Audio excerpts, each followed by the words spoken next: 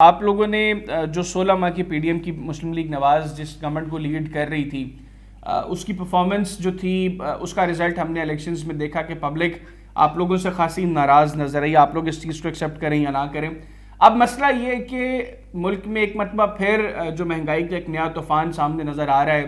फिर गवर्नमेंट एक नया IMF प्रोग्राम की तरफ जाने की बातें कर रही हैं कि एक लॉन्ग टर्म IMF प्रोग्राम की तरफ गवर्नमेंट जाएगी और उसके बगैर इकॉनमी ठीक नहीं हो सकती। और ये हमारे माजी के एक नहीं मल्टीपल एक्सपीरियंसेस हैं कि जब जब हम IMF प्रोग्राम्स में गए हैं, आवाम की ऐसी की तैसी फेर के रख दी उस प्रोग्राम ने, और आवाम का जो है वो भरकस निकाल के रख दिया। अब जिस जगह पर आकर लोग खड़े हो गए हैं, जिनकी जितनी ज़िंदगी की जमा पूंजी थी वो ख़त्म कर चुके हैं, खर्च कर चुके हैं, लोग अपने एसेट्स बेच के अपना गुजारा कर रहे हैं। क्या अब हम अफोर्ड करते हैं ये सारी चीज़ें? आपके ज़हन में कोई हल है इसका तो बता दें, अगर है तो फिर वो कर लेंगे। हैदर, नहीं, हाल तो बड़ा अच्छा था कि जो जो चीज़ें हम IMF के कहने के ऊपर कर रहे हैं, यही चीज़ें हम IMF के कहे बगैर कुछ अर्सा पहले कर लेते तो चीज़ें बहुत बेहतर हो जाती। अपने फॉरेन रिजर्व देखें कितने, आपने ये देखा है कि आपका जो है इस वक्त आपके पास कितनी रिजर्व में डॉलर्स पड़े हैं, और आपके क्या सिचुएशन है मईशत की, आपके इदारों का हाल आपने देखा है, PIA का हाल देखा है, 825 अरब के खसारे पे वो चल रहा है। तो मैडम, मैं यही तो मसला है कि मैं ये सारी चीजें, ये सब कुछ देख के मैं जाके पूछूं किससे? आपके खरबों का सर्कुलर डेट है, आपने ये देखा है सारा? मैं यही तो बात कर रहा हूँ, ये मैं पूछूं किससे जाके उस्मा साहिबा? जब इतनी मर्तबा इक्तदार नून लीग को मिल गया, पीपल्स पार्टी को मिल गया, 3 साल तहरीक इंसाफ को मिल गया, मैं सवाल किससे करूं जाकर? आप लोगों ने अपने गवर्नमेंट्स के अंदर कुछ चीजें बेहतर की? इसका मैं आपको जवाब देती हूँ, इसका मैं आपको जरूर जवाब जी प्लीज। जब 2013 से लेके 2018 तक मुस्लिम लीग नून जब गवर्नमेंट की, उस वक्त तकरीबन हम IMF के प्रोग्राम को खुदा हाफिज कह चुके थे, और हमारी मईशत जो है, डार साहब ने कई दफा आपको कहा है कि आप वर्ल्ड इकोनॉमिक उसमें जाए फोरम पे, उनका जो इकोनॉमिक जो कंपैरिजन है, हम 24th पोजीशन पे थे इकोनॉमिक मुल्कों में। अब हमारी पोजीशन नीचे 47 पे आ गई है, उस वक्त 24th पे थी, और डॉलर हमारा उस वक्त 100 पे था, और हम टेक ऑफ कर रहे थे उस वक्त। सारा भट्टा बिठाया गया है, ये जो प्रोजेक्ट इमरान ला के, जो जितना कर्जा मेरे ख्याल में 70 साल में नहीं लिया, उतना हमने ये पिछले 4 साल में लिया। फिर वो IMF के साथ कॉन्ट्रैक्ट करके भाग गए। उन्होंने IMF को कहा कि हम कीमतें बढ़ाएंगे, और वो पेट्रोल की कीमतें कम करके भाग गए यहाँ से। ये सारी बातें आपके सामने है, किस तरह से सैबोटाज किया। हम देखें, IMF में से कर्जा लेना जो है वो गड़बड़ खराबी नहीं होती, उसको गलत इस्तेमाल करना, उसको जाया करना, और वो उसको जहाँ सही लगाना चाहिए वहां ना लगाना, ये प्रॉब्लम है हमारे। हम खुद ये हरकतें करते हैं। हम तो वो कर्जा लेके तनख्वाहें दे रहे होते हैं लोगों की, हमको डेवलपमेंट पे थोड़ी वो लगा रहे होते हैं। ठीक हो गया। अच्छा उस्मा साहब, मेरे पास इस सेगमेंट का वक्त थोड़ा कम है, मुझे बताइएगा, नवाज शरीफ साहब की वापसी के हवाले से बहुत सी बातें हो रही हैं कि मियाँ साहब रमज़ानुल मुबारक के आखिरी अशरे में, पहले तो खबरें थी कि पहले सऊदी अरब जाएंगे, वहाँ पर उमरा करेंगे और उसके बाद लंदन जाएंगे।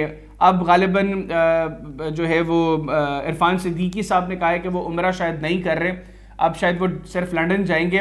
और मियाँ साहब का के हवाले से जब से ये खबरें आना शुरू हुई हैं, कुछ अर्सा पहले बहुत से एनालिस्ट से बातें करें कि मियाँ साहब को मैसेज कन्वे कर दिया गया है कि बेहतर ये है कि आप पाकिस्तान से चले जाएं, आपकी सियासत में यहाँ पर अब आपके लिए कुछ नहीं है। तो क्या मियाँ साहब की वापसी, अगर आपके पास ऐसी कोई इत्तलात हैं, वो कुछ अरसे में हो जाएगी, या जो मैसेज कन्वे हुए हैं, जो खबरें आ रही हैं, ये मैसेज कन्वे होने के बाद मियाँ साहब ने फैसला किया कि वो लंदन चले जाएं? मुझे बहुत सारे दिल जले बैठे हुए ना, उनको थोड़ी सी बरनौल दे दें। अब उनको बोलें कि आप चिल करें, आपने जो भी कोशिशें की थी उनको मियाँ साहब को गंदा करने की, वो आपकी सारी हो गई हैं फेल। वो बाइज्जत तौर पे बरी हो गए हैं सब अदालतों से। पहले आपने उनको जलावतन किया हुआ था, आपने उन पे 10 किस्म के मुकदमे बनाए हुए थे, आपने उनको पूरी जिंदगी के लिए नाअहल किया हुआ था। ये सारी चीजें जो है खत्म हो गई हैं, और इस वक्त सेंटर में भी उनकी हुकूमत है, इस वक्त पंजाब में भी उनकी हुकूमत है, और वो इस वक्त पूरी अपनी पार्टी के रुए रवा हैं। तो वो उनको कोई ऐसी कदगन नहीं है कि वो आए किस वक्त और जाएं किस वक्त। वो इलाज के लिए जा रहे हैं और इंशाल्लाह वापस आ जाएंगे। उनके भाई, उनकी बेटी जो है, उनको वो सारी पूरे उनकी गाइडेंस उनके साथ है। वो हर चीज जो है वो उसमें उनका मशवरा उनके साथ है। और लोगों में के दिलों में मोहब्बत है उनके लिए। उनके वो लोगों के लिए उनकी दुख और तकलीफ को वो समझने वाले लीडर हैं। तो वो ये जो इस तरह की फजूल किस्म की जो बातें हैं, ये इनका कोई सर पैर नहीं है।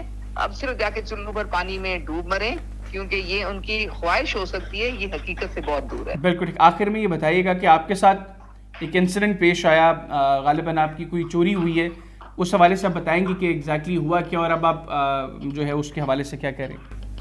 जी, बहुत अफसोसनाक इंसिडेंट है। मैं असेंबली के सेशन पे, यहाँ पे मॉडल टाउन क्लब है, मैं वहाँ पे जाती हूँ स्विमिंग के लिए। मेरी बैक की थोड़ी इशू होती है, तो वो एक्सरसाइज डॉक्टर ने मुझे रिकमेंड की हुई है वहाँ पे।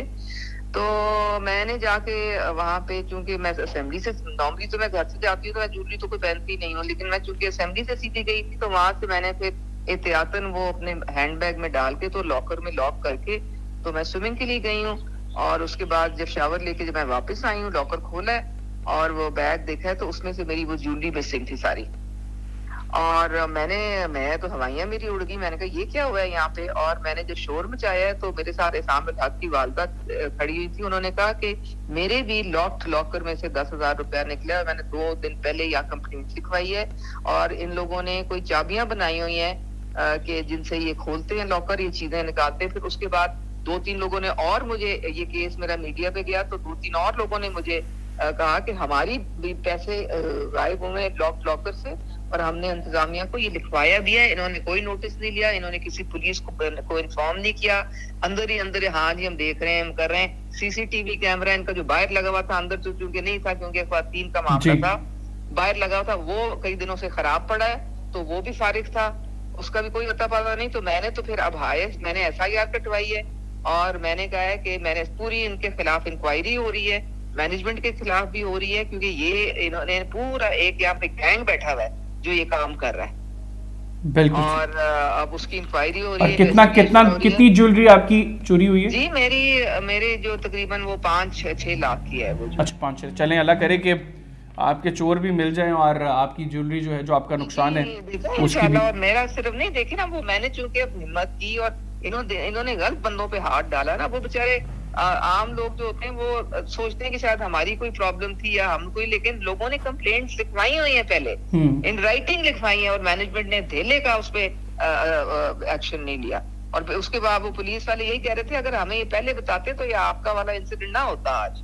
बिल्कुल ठीक, बिल्कुल। बहुत शुक्रिया उस्मा साहब, अपने प्रोग्राम के लिए खुसूसी तौर पर वक्त निकाला। नाज़रीन, पाकिस्तान मुस्लिम लीग नवाज के रुकने पंजाब असेंबली उस्मा कारदार साहबा हमारे साथ मौजूद थी, उनकी गुफ्तगू आपने सुनी। आज के प्रोग्राम से इतने ही। अगले प्रोग्राम तक के लिए मुझे और मेरी टीम को इजाज़त दीजिए। अल्लाह हाफ़िज़। पाकिस्तान जिंदाबाद।